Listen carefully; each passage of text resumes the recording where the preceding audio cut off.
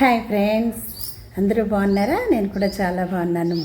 ఇప్పుడు నిన్న అడిగిన ప్రశ్నకు సమాధానం చెప్తాను ఫ్రెండ్స్. మీలో చాలామందికి తెలిసే ఉంటుంది, మరి తెలియని వాళ్ళ కోసం ఆన్సరు చెప్తున్నాను, వినండి ఫ్రెండ్స్.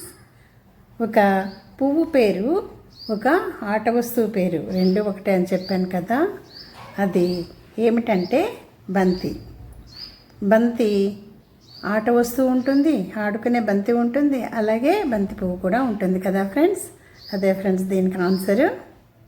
మరి ఇప్పుడు మరో ప్రశ్న. కప్పులో పాలు, పాలల్లో గోళీ. ప్రశ్న మరొకసారి వినండి ఫ్రెండ్స్.